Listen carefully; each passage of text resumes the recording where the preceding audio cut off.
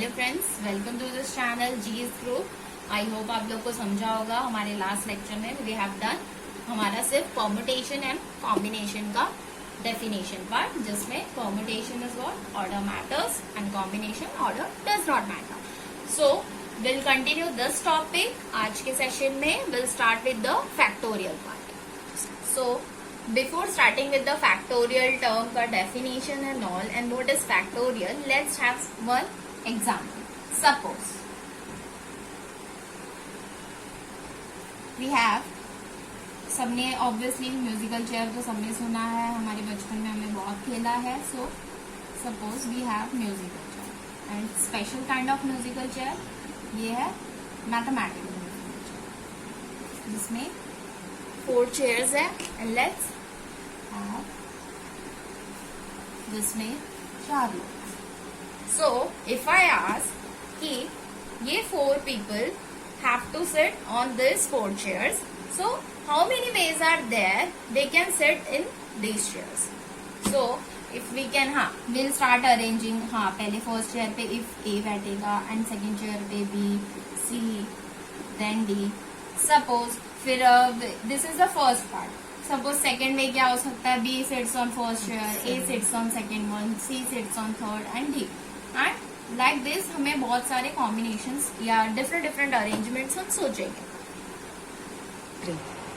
So let's see the easy way. जैसे mathematics use करके हम कितने सिंपल वे में हम बता सकते हैं कि कितने वेज हो सकते हैं. So ये लोग 4 people can sit on that 4 chairs. So let's have, for example, suppose we have our first chair, that is first. So अभी first chair है तो हम first chair से start कर रहे हैं, तो हमारे पास कितने options है? 1, 2, 3 and 4. So suppose I'll write that A है option में हमारे पास, then B, then C, then D.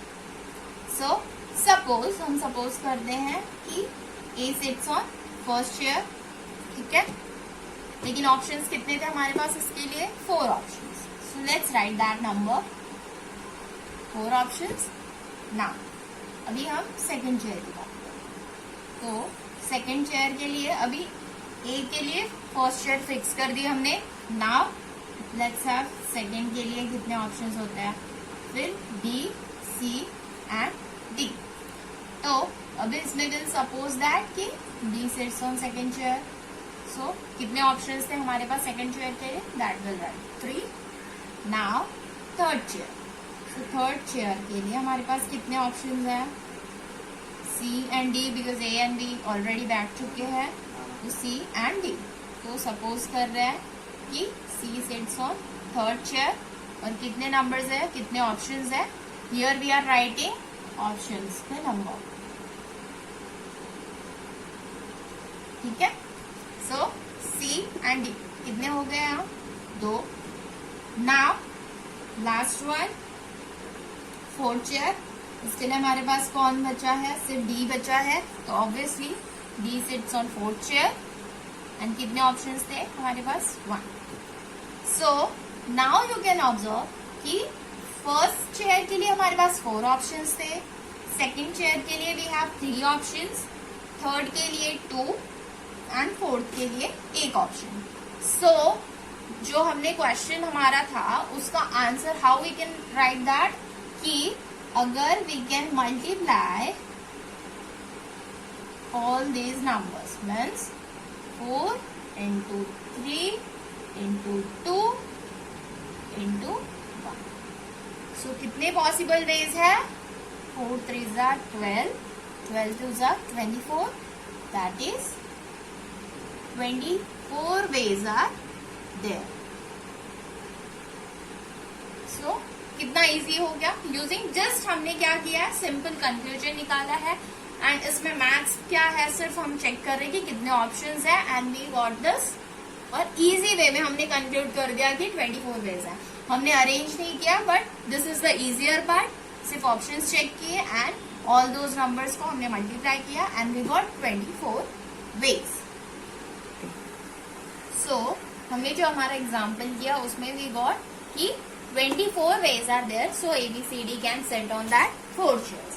Now we'll have number of chairs. अभी हमने जो एग्जाम्पल किया that is this part. Number of chairs is equal to number of people लिया हमने.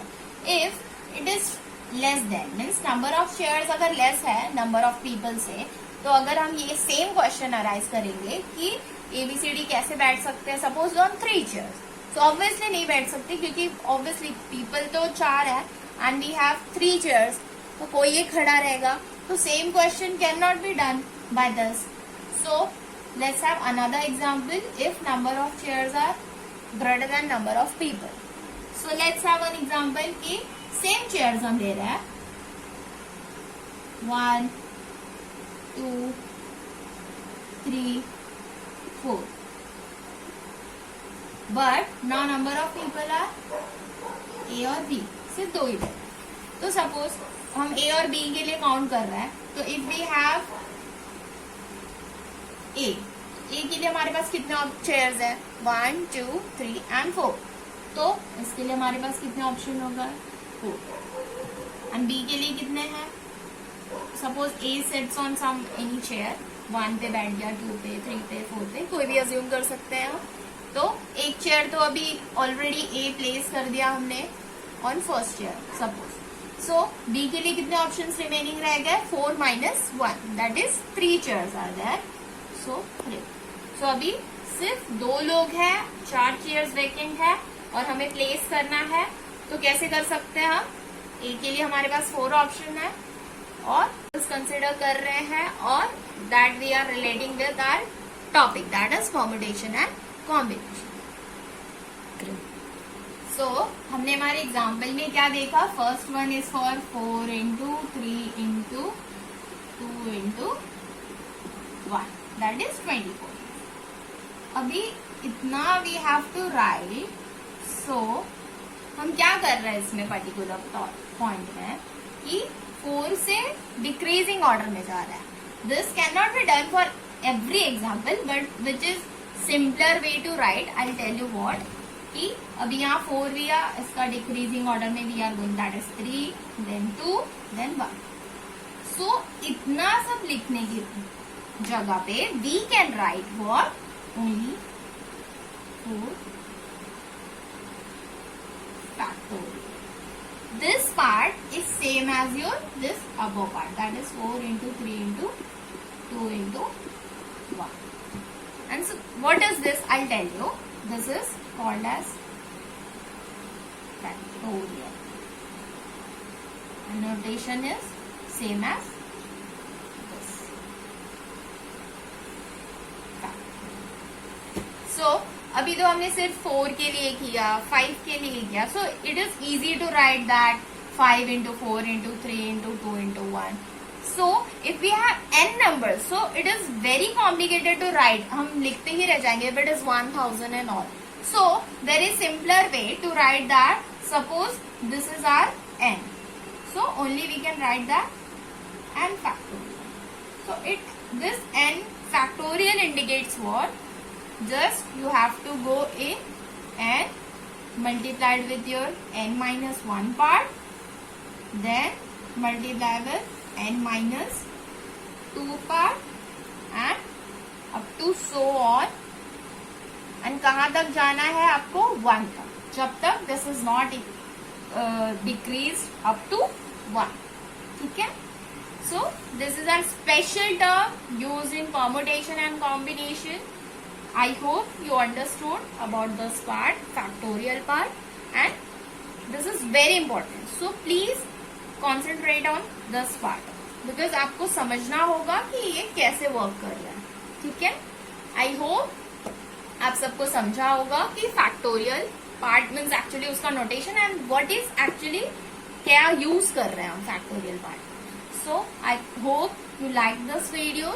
So if you liked it, so please like and subscribe this channel. Thank you very much.